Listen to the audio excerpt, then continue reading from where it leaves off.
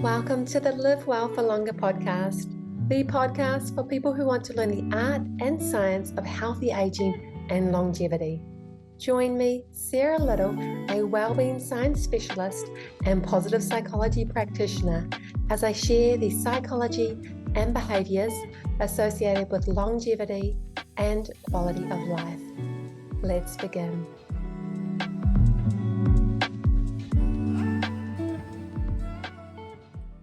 We often think that rest is a space where we do nothing, where we lounge about leisurely, having a glass of wine, maybe socializing with friends. And yet, rest can be anything but.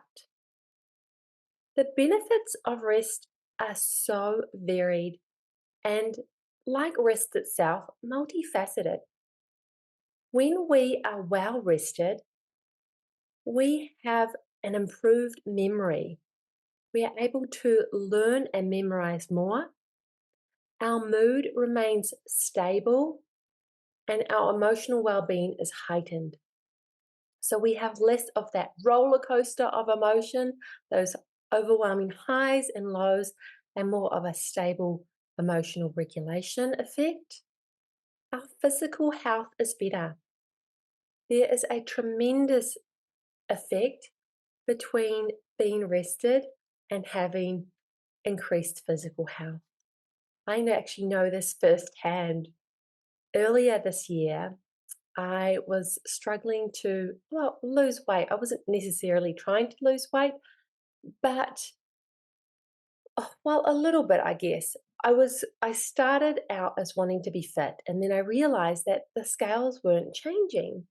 And so I decided that I wanted to lose a little bit of weight and to become a healthier version of myself. And so I went out and walked around our neighborhood every day for about 6 days, 1 hour every day, listening to podcasts, walking. I love to speed walk. And I would also sometimes do Pilates in the afternoon and yoga on the weekend. Now, that is a lot of exercise. And I didn't eat very much. I'm not a big eater. And my scales weren't shifting. Anyway, I had been diagnosed with Hashimoto's, so hypo, underactive thyroid, and that can impact your ability to lose weight. But when I started to work on not the physical element, but the stress element, being rested, looking after my mind, being able to look after my mental health, that is when actually I cleared up my Hashimoto's and I started to just lose weight. The weight just dropped off. I can honestly say it's the most bizarre thing in the world because we don't think about that when we think about losing weight, but being stressed and in a state of hypervigilance and being in this fight or flight mode really does impact our physical functioning. So I'm not saying that you might be wanting to lose weight, you might not, it might have nothing to do with that. But I am saying that being well rested can impact your immune system, and it does impact things like what I was experiencing, Hashimoto's. And when I started to clear that up, it started to clear up. When I started to clear up my mental health and be a well-rested woman, it started to clear up my physical health. And so that is the final point, which is rest is important for stress reduction and longevity. Really, we're going back to that idea that stress, bad stress, I would like to differentiate between two types of stress because it's really important. There is bad stress, and that is the daily stresses that are harmful to our health. And then there are good stresses, such as you might have a presentation to do at work and it might help you get a promotion, or you have a job interview. Those are good stresses. And so bad stresses do impact our health and subsequently how long we live. If we want to live a long and healthy life, one of the best things we can do is not diet or exercise, but it's looking after our mental health and being well rested. And the blue zones know this ever too well because they cultivate rest and they're very artful about it. I love the blue zones because there is so much that we can learn from the near-centenarians and centenarians living in these 5 locations worldwide. And I always love taking my cue from centenarians because the proof is in the pudding, and they are definitely showcasing for us with their years. They're not just out there preaching these practices, they are actually living them, and they have the age and the quality of life to show for it. And so centenarians and near-centenarians in the blue zones practice rest regularly, in fact, daily. I learned this when I was completing my systematic review on the blue zones.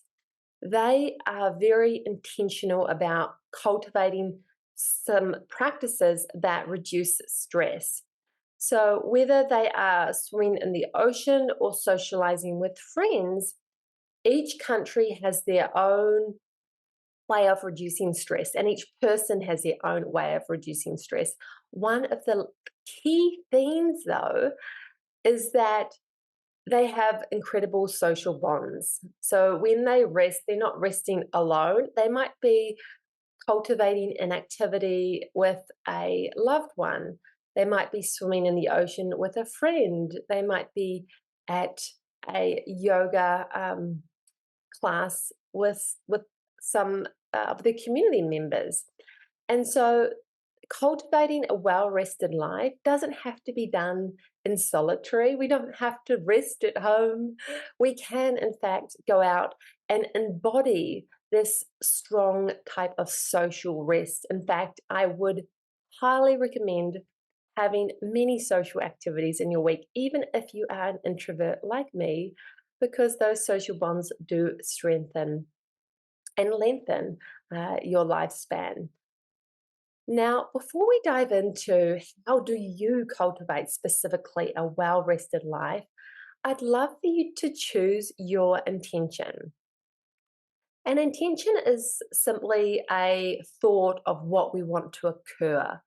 It is really a pathway for cultivating um, rest more deeply, because when we are intentional, it's more likely that we're going to stay with something versus just jumping on board and trying lots of different things and nothing really sits or fits with us because it's not in our personality. So, before we dive in to how you can cultivate a well rested life, especially in this coming new year, I'd like you to think about what type of emotion you'd like your rest to invoke. So, when I say emotion, I'm talking about joy, gratitude, love, hope. What do you want to feel as a result of your restful practices? Now, for me, a lot of my practices around rest have this year so far have been around cultivating sacred moments. So, very slow, very quiet, and very mindful practices that definitely bring me a sense of peace. And those have been yoga, meditation retreats, and things like that, as well as I guess my new one is crocheting. I was crocheting with a glass of wine out on the balcony, which is just divine, but I've since stopped crocheting on the balcony with wine. um, so what type of rest are you seeking? What is the emotion that you want your rest, your practices of rest to give you? Now, I'm just going to do this with you. So, this coming year, 2024, I feel that a lot of my practices of rest will be very much social related, and I want them to be fun. I want more fun in my life in 2024. So, fun is the positive emotion that I want to embody. I want to feel fun. I want to feel this exuberance and this wildly gorgeous spontaneity that comes with a fun attitude. Maybe fun is not necessarily, I don't know, is it a feeling as such. I think it is. I think you can feel fun. Um, it's really joyful, but I think joyful just navigates, it deviates a little bit from what I'm experiencing or wanting to experience. So fun is what I want to feel. I want to feel fun, alive, exuberant, wildly spontaneous. And that is my intention for my activities that I will be embodying in the new year. My artful, restful practices will be fun centered. So I now know that I am going to choose activities that embody and that invoke that sense of fun. So when it comes to booking an activity or engaging in a practice of rest at home, if it has this element of fun to it, if I feel like it's going to give me that sense of fun, I am going to go for it. But if it's going to be something that is not going to give me that feeling, I might have to question it and see if I still really, really want to do it.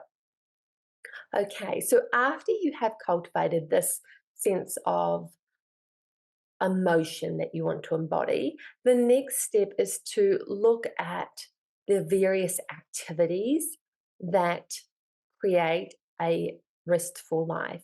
So I've identified here for you 6 themes, and there's certainly more than that. And these are activities that will help you to explore more deeply how you can apply your emotion in different types of settings. So, the first item we've really touched on quite a bit today is social activities. And these are activities that really do involve connecting with other people, whether that be in a group setting or one on one. Social activities may include being involved in a self defense class with many others, or going to a movie with a friend. And I recommend that you have these activities in your rest plan. Now, the second item is intellectual activities. It is a given that there are some activities that you will gravitate more toward than others. For me, I gravitate toward intellectual activities. This involves engaging in activities that stimulate the mind, that get you thinking in new dimensions and directions. And it could be learning about the culture and history of art in the Italian Renaissance, or it could be learning a new language, or engaging in a puzzle or Sudoku. So, intellectual activities are things that use your mind to think, and these may or may not be in your rest plan. But if you feel called, and if your word, especially your emotional word that you have chosen, your emotional intention that you have chosen fits with this, then by all means explore. And you can do a simple Google search and look up these items, such as, you know, examples of intellectual activities. And that might help you to get you thinking about new things. And I do encourage you to try new things, to never remain stale. Thirdly, organizational activities. I love this one, and it's something that I have been getting more and more into. Organizational activities are things that help you to create order and simplicity in your daily life. Not all of us think that being organized is a restful habit. However, it certainly is when we are able to organize maybe a drawer or maybe tidy up a space. There's a certain charge that comes with it. I love having a clean dining table. I don't know what it is, it just makes me feel put together, especially if there's a beautiful vase of flowers there. So, organizational activities really do involve organizing your life, organizing your space, and you may probably find this a little bit more challenging to do with others unless you engage and get your family involved. It can also include organizational activities such as organizing your style, your personal grooming, just really sort of getting your life together. And I love this because you kind of have this fresh start. So you tidy everything up and you get organized and you beautify your space or maybe your wardrobe or whatever it might be. And it gives you this like fresh energy. And I just love that. So, organizational activities might be one of the activities that you engage in to cultivate a rested life. Fourthly, we have beautifying activities, and this can be applied to anything. You can double up and apply this to the organizational activities or the intellectual.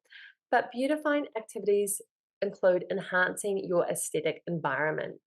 So when you clean out your wardrobe, you might add in some beautiful accessories or blazers that enhance your wardrobe, and that is beautifying your aesthetic. It's beautifying your environment to see those blazers sitting there in your closet. Other items might be things such as ikebana, flower arranging, calligraphy. There are so many beautifying activities. You can even simply switch up your pens to beautify your pens if you're not wanting to engage in a new activity and you are using a pen regularly. You might want to add some beautiful pens. You might want to add some beautiful decorative bowls or cups and saucers to drink your tea from. And this helps us to rest better, I think, because there is something about beauty. I think it's one of the things in nature that when we look to nature, we see this, this beauty everywhere, this mesmerizing, awe inspiring beauty that just sweeps us away and makes us feel calm. And so, beautifying activities, I love them. And this is one of mine for 2024 as well is beautifying activities. Always intellectual, always, always. I am a lifelong learner and beautifying activities. A few years ago, I did do an Ikebana class, and it was the most amazing experience to learn how to arrange flowers aesthetically. So, for me, one of my items is going to be cooking in 2024 to be able to cook some delicious, beautiful meals. All right, next up we have craft activities. Craft activities are really creative activities. So you might think of knitting, crocheting, sewing, anything that is gets your hands moving, that gets you connected to this kinetic movement. And this is one of the activities that I do love, and I think it's quite underrated. Or we think that we have to be older to do craft activities. Scrapbooking is another, but it's one of those items that it really does invoke a sense of mindfulness, and it feels like a meditative experience. And so I do suggest, craft activities are a wonderful way to rest. And you can do craft activities, you can knit and crochet with other people as well. So cultivate craft activities. Lastly, we have active activities. These are physical activities that promote rest. This may be yoga, Pilates, running, walking, Qigong or Tai Chi. These are physical activities and they help us to promote rest. They help us to take care of our mental health and take care of our physical health as well. And so choose a couple of these items. I would suggest choosing social activities and one other and really work on cultivating types of rest that fits your theme. So whether it's like uh, craft activities and social, cultivate these rested activities in 2024. Cultivate them moving forward. Seek out new experiences. And remember, if the new experience fits with your word, the emotion you want to embody, your intention for your rest, then go for it. Give it a try. Okay. Now, lastly, I have to say, one of the things that I have learned is can sometimes struggle to rest because we don't make space for it. So, research and preparation is very important.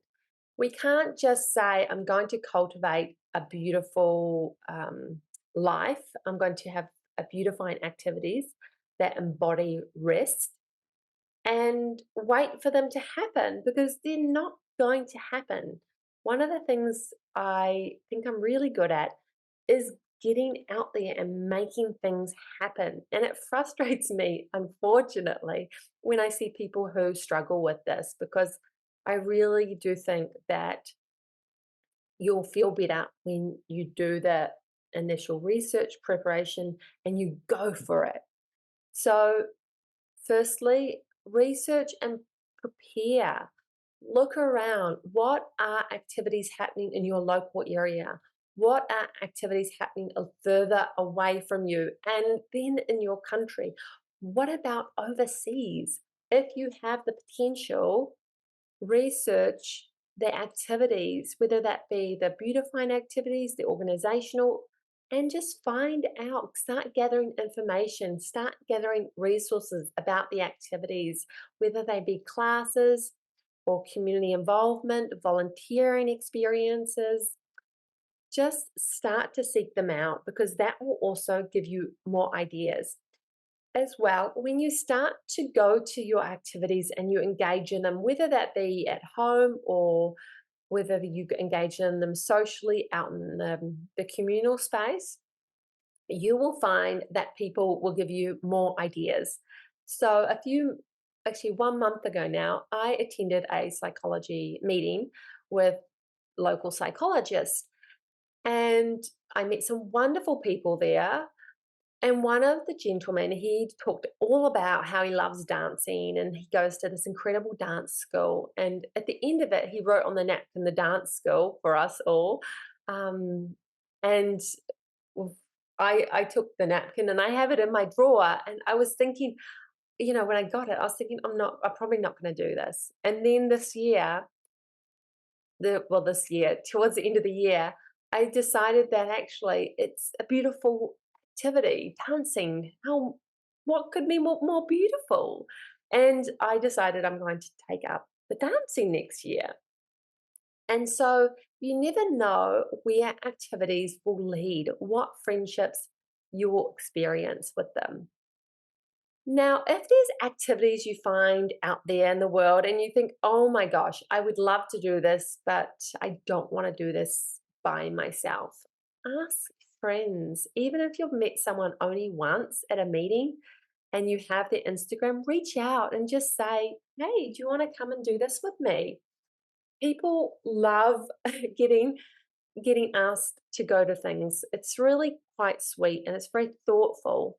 And so don't feel like you have to go to events alone. Ask friends, ask acquaintances if you feel called, if you think it's a good fit for them. And then lastly, I want to say that I have acquaintances and friends that I haven't really seen all that much in 2023.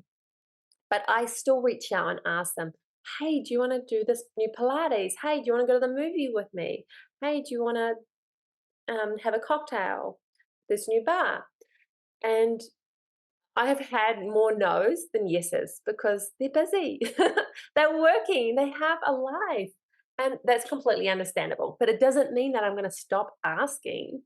It just means that at that time they're busy. And it's interesting. A few of my friends who I've been following up with consistently throughout the year, they've said, "Oh no, no, busy. I've started a new job.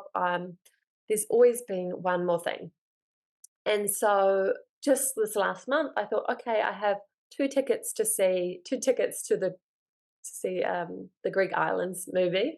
It's actually called Two Tickets to Greek Island, two tickets to the Greek Islands. And I asked my friend, I sent her a message. I said, "Do you want to go?"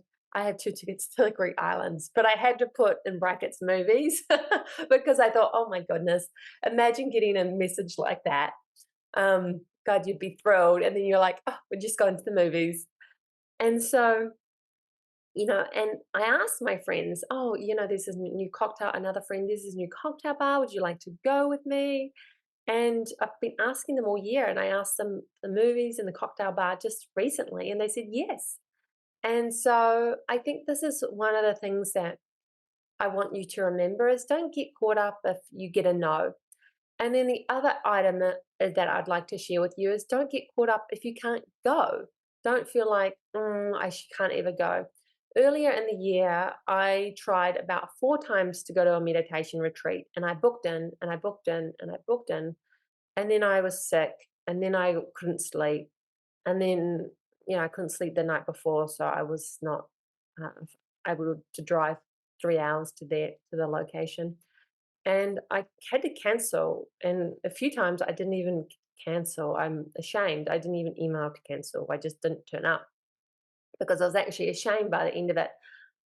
But when I worked with my lovely spiritual teacher, and she has run Buddhist retreats in the past, she said, just reach out, just go again, just try again, because they know this happens. People get scared, people get sick. And I want to say that to you is give yourself grace. If you book in and you organize activities and you organize to do these artful, restful practices, then and they don't work out, don't feel like you need to stop. Just keep going. Just try again. And lastly, when it comes to rest, I think that what holds us back is definitely ourselves, but it's also technology.